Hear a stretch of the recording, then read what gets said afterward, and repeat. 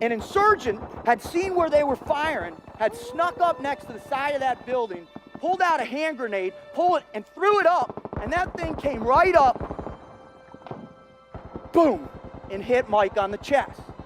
Mike screamed, "Grenade out!" and jumped on it, and boom!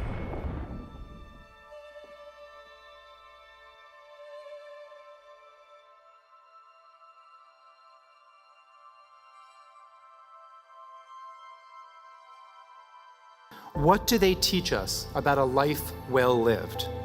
I've noticed that the highest achievers aren't just driven, they're doing jobs so aligned with their passions that they have energy and inspiration to burn.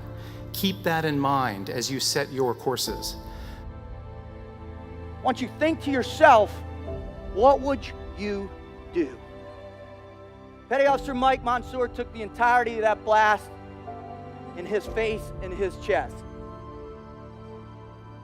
Now, because Mike was such a hard individual, he lasted for another 35 minutes before he passed away on the medevac route. Now, the kicker to this story, ladies and gentlemen, okay? Please listen. The kicker to this story is there was a stairwell right next to Mike, right next to him. What we do determine completely is the way we treat the people in our lives. And in my experience, that also has immeasurably greater bearing on how we feel at the close of each day and at the curtain of each year. Within most of us, there's a conscience that's only at peace when we've behaved honorably and compassionately. All he had to do was jump down that stairwell to save his own life, but he didn't. He turned and jumped on the grenade, sacrificing himself so his two brothers could both go home and hug their wives, kiss their children, and fight another day. Now I ask you, does that change your definite commitment a little bit? It has to, right? You can't not hear that story and not start thinking about, well, maybe I'm not defining commitment in the way I need to. Maybe I'm not applying the right energy.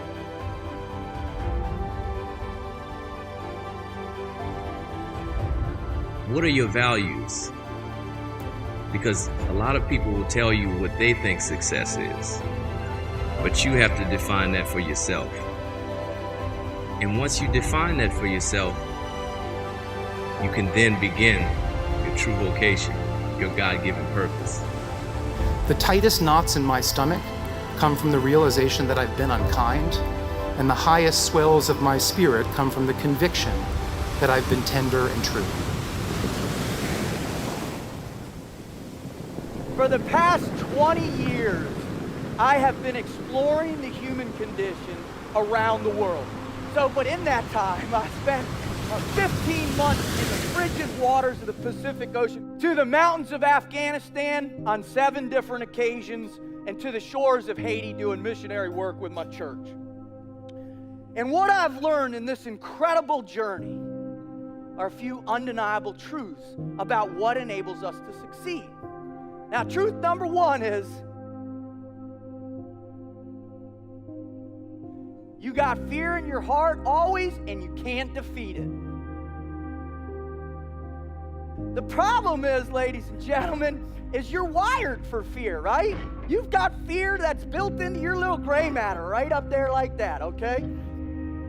In your gray matter, you've got this thing called the amygdala. And this amygdala is your fight or flight. So unless you remove that, you're gonna have fear in your life, period. And we need it for survival. It's a good thing. The other challenge is you've been taught fear your whole life as well, too. We have that. It's part of our lives. We have it in what we do for a living, right?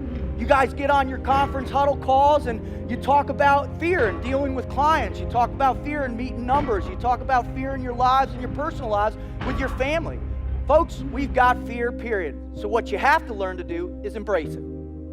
Truth 1. The second one is self-confidence is really important. Self-confidence is huge. It's important, and you got to forge it every single day. The third one is you got to live with purpose. If you don't have purpose in your life, you don't have momentum. You don't have anything driving you forward, anything pulling you out of bed every single day. You got to understand, who am I, why am I here, and what is my reason for living? My mom and my dad were the biggest influences in my life. No one supported my athletic career more than he did. I got drafted to play baseball on June 8th, 2010. And the next night, my dad passed away. Before I walk through the door, I can see the EKG moving just fine. I take one step into the door and I say, "Dad, I'm here." The line goes flat.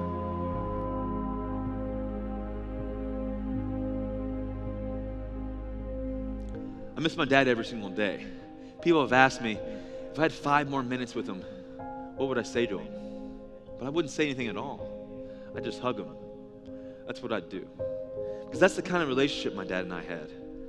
He gave me so much, and maybe most of all, he gave me the gift of perspective. Losing him was hard, but thinking about him now, I don't feel sad. I feel blessed. I feel blessed for all the days we got together. I feel blessed because I know he's in a better place. And I feel blessed knowing that if he were here today, the thing that he'd most be proud of isn't a Super Bowl ring or a new contract or a big speech at Camp Randall. He'd be proud of my family, what a strong woman my mom is, about my brother and how well he's doing, about the amazing, amazing young woman my sister has become. That's what he'd be proud of. So that's my third charge to the graduates. And maybe it's the hardest one of them all. When life tells you no, find a way to keep things in perspective. That doesn't make the painful moments any less painful, but it does mean you don't have to live forever in the pain. You don't have to live forever in that no. Because if you know what you're capable of, if you're always prepared and you keep things in perspective, then life has a way of turning a no into yes.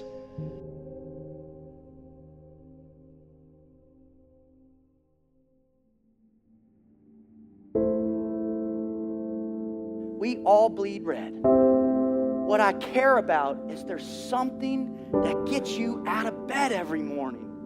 There's something that you have faith in that's bigger than yourself. There's something that you're willing to sacrifice for another human being. That's powerful. Are you working on it? Are you working on it right now? Did you work on it today? Are you going to go work on it tonight? The question isn't whether you have something to offer to the world. You definitely have something to offer to the world. The question is how and whether you'll do it. When life tells you no, stay ready. Always be ready. The fact is, we've been quitting for a long time, folks. The problem is, I hope nobody has these grand quits in their life that they regret. But the reality is, we all quit, a little bit every day. What you have to start doing is pulling those back a little bit, trimming them away and get rid of them. Whether you want a teammate needs your help, or you're going to be more positive when you interact with them, or they're looking for help and you don't tell them, "Well, I'm just too busy, I'll get back to you tomorrow." Those are forms of quitting. And that's not commitment to your team. When you think about what's actually important in the world, when you're going out to pursue your vocation, is who are you? Who do you want to be? And who can you help along the way?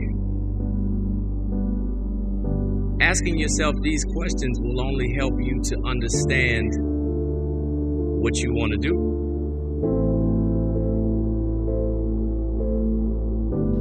Now, if my dad were here with us, this is the point where he'd remind us that potential just means we haven't done it yet. You know, he'd be right. But if we do what we need to when life tells us no, if we know what we're capable of, if we stay prepared no matter what, if we keep our sense of perspective even when times are tough, then I know that together we're going to do amazing things with our potential and achieve our greatest dreams. I would say good luck, but I don't believe in good luck. Go make it happen. This is my story. Now it's time to write your own.